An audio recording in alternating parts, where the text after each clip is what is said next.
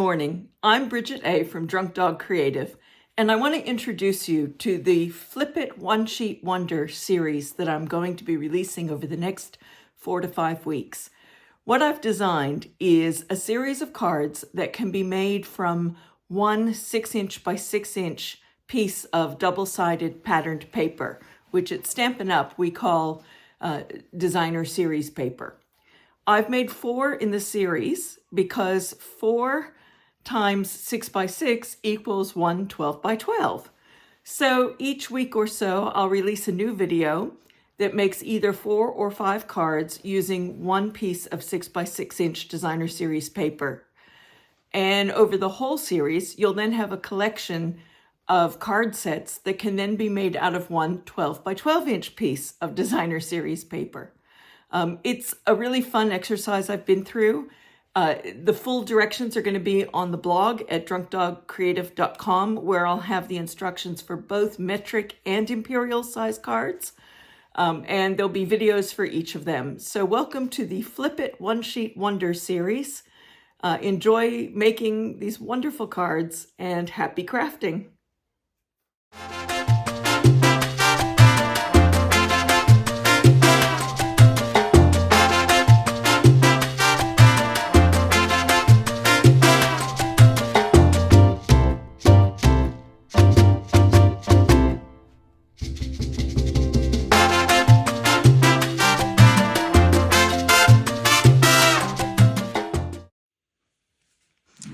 So let's talk about how to actually make the Flip It One design.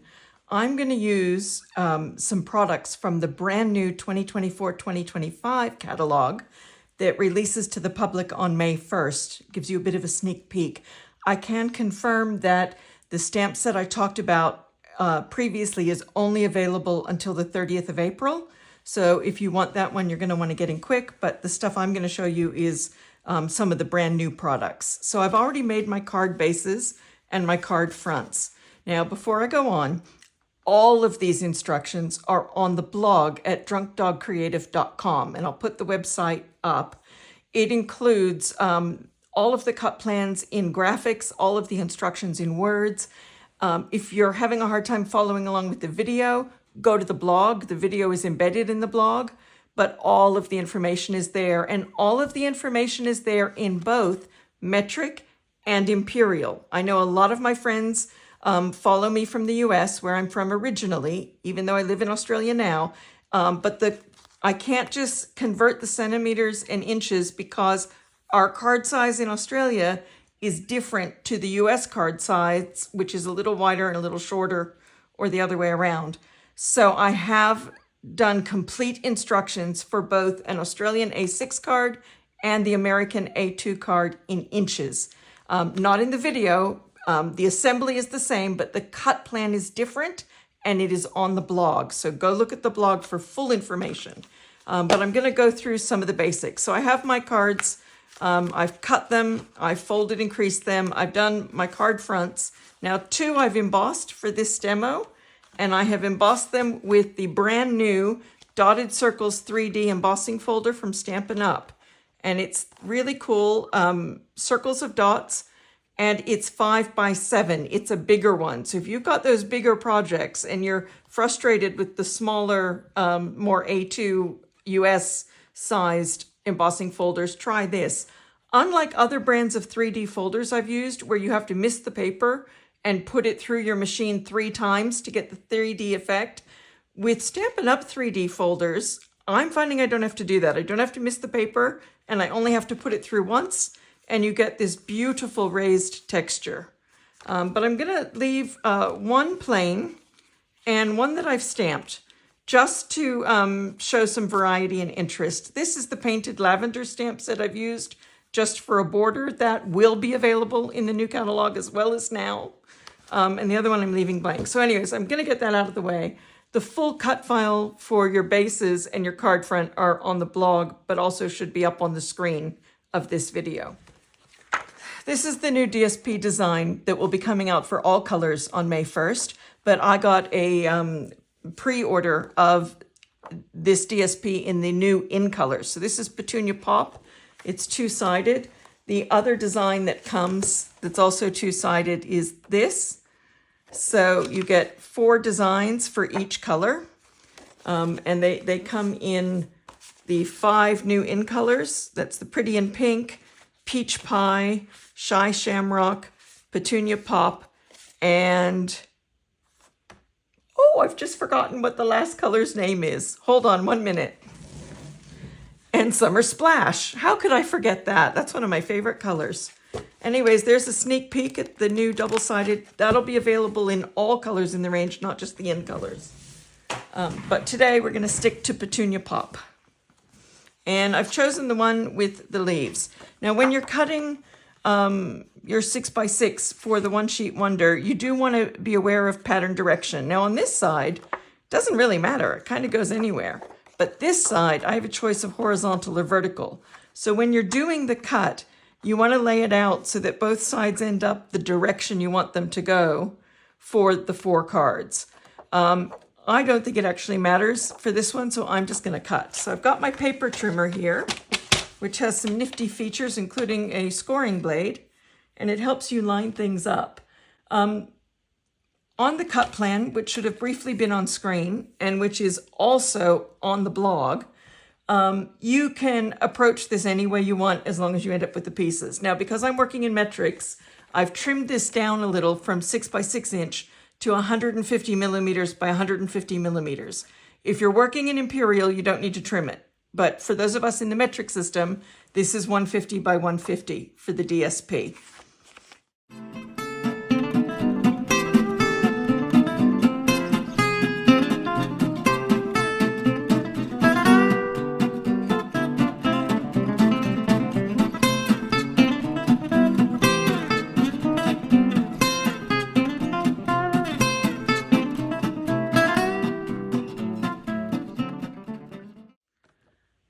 Now, this top square I need to cut on the diagonal, and that's where this paper trimmer makes a difference.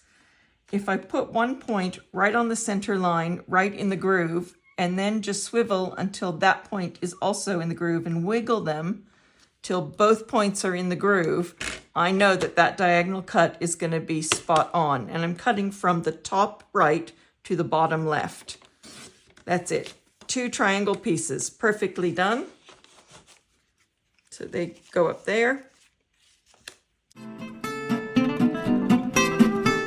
So I rushed through that because it's much easier to just follow the cut plan. But what I've got now is everything should match the cut plan. And the cut plan diagram that you have on the website and that showed up here on the video, if you paused it, should now match these pieces. Then we're going to cut some cardstock that's the same as the card base to mat all of these on. And I'm going to do that real quick. Again, even if they're off camera, I tend to keep them in order. The cut plan also very clearly shows you which cards they are for, A, B, C, and D, which also is helpful. So now I'm going to take my piece of cardstock. So 180 millimeters wide, 165 millimeters tall. It'll be different in the imperial. Hopefully that's showing up now on your screen and is definitely on the blog. So for this cardstock matting, you are going to have little pieces of it that won't be used, that'll be offcuts, but that's okay.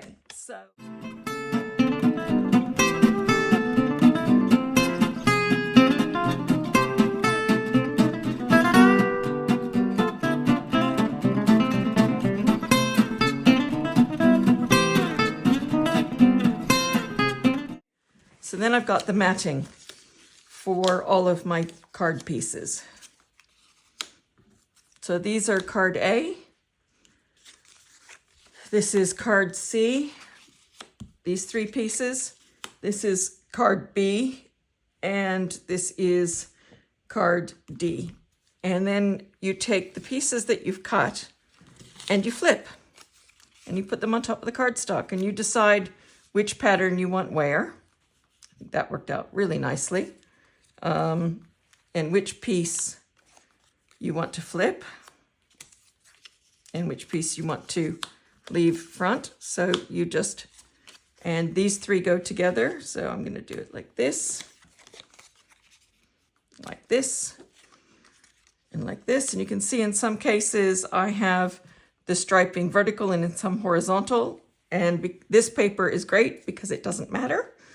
And then you decide which of these pieces you want to leave which way. And when it's a square, you can have it either way, which is really great.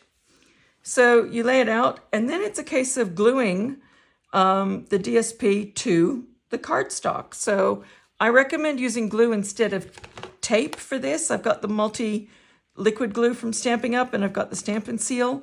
The problem with tape is, as you know, once you put it down, it's down and you're done. With glue, you can wiggle it and get it right. So I recommend glue for this. So I'm going to just move these, keeping them together so I don't get confused. And I'm going to kind of assemble one piece at a time to show you. So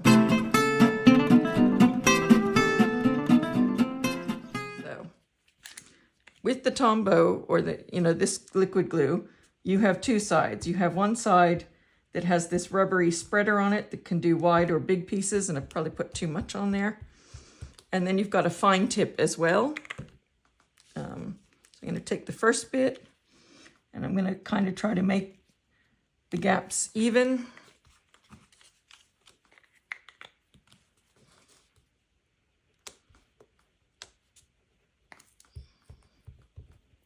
Make sure you're gluing the correct side so that you still have the flip. Do that, and I'm just gonna really need my little chuck swipe here. Grab it. Take a chuck swipe that doesn't have ink on it because you don't want to get ink on this, and just wipe off the excess. I used too much glue for that. So that's one piece done for one card, and I can either go on to do the card now or do all the gluing and then do all the cards at the end. So for this one, I'm just going to do it now. I'm going to take my card base and my Stampin' Seal.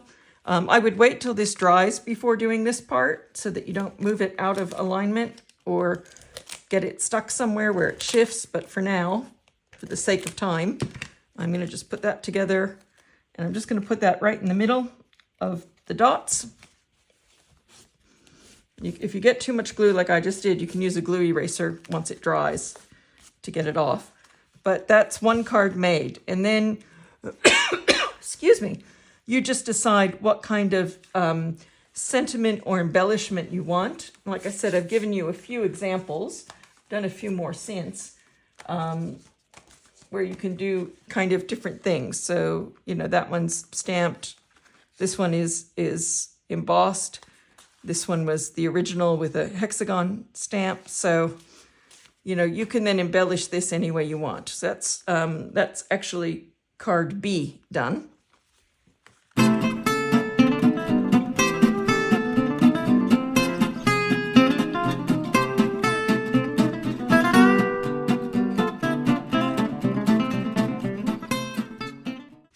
For this card, I've used ribbons and die cuts with sentiments next to it on other cards. There's a few different ways we can do it here. I think I will put a ribbon on. I need to open it. I like this particular card with ribbon, but I've also used some stamping just to give it a bit of extra interest. All right, so I made a classic mistake. I've decided to add a ribbon after I had already put the front on the card, and that's really hard to do. Sometimes you can take your pick and change it over to the blade and just lift a little bit and tuck the ribbon under. I didn't want to risk that going wrong on camera, so I've just remade it. Glue all over me. So I'm going to put this down. I'm going to take a piece of ribbon that's going to run vertically and just cut it a little bit longer than I need. And kind of eyeball where I want to align it. That's pretty good. And just put a couple of dots. You can remove after with an eraser what doesn't line up or what shows, but just to hold that down. And then I'm going to put it on the other side and just take a little bit of Stampin' Seal and fold that over to tuck it in. And then I can just put the Stampin' Seal over the ribbon and around the sides. Just keep it from fraying by taping it down. And put that on the card backing with the ribbon on it. You don't have to use the ribbon, of course. It's just a last minute decision to do it. You can just... So there's a little tiny bit of the tape showing. I'll go over that with glue eraser afterwards. Then I'm going to tape my 3 pieces on. You can glue them too if you want. Sometimes the little ones are hard to get the edges. Just decide what direction you want it going. I kind of like that. Okay, so I'm going to put that one probably at the bottom. Probably best to do the middle one first and then align the others to it. And you can decide if you want it horizontal or vertical.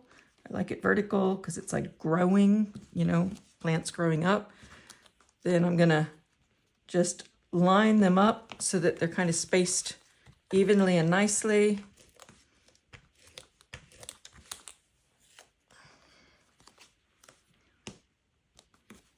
So the assembly is the same no matter whether you're doing metrics or imperial. But that gives me a nice little area to then leave some sort of sentiment or further embellishment. The border just adds a little bit of interest that mirrors the bits. So that's card A.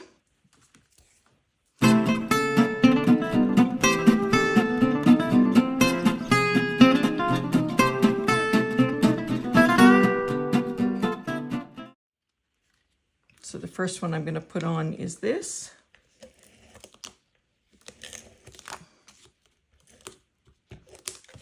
And this one kind of goes on this side, kind of near the margin. You can try them on the card first to see how you want it done. And you can also decide whether you want it middle or whether you want it up a little more to leave a space for another kind of sentiment. That's completely up to you. Like I said, this is the basic design, and then you make it your own with whatever embellishments, sentiments, ribbons, whatever you want to put on it. I'm going to do this one up a little more just to give me a little bit of room to stamp a sentiment if I want to.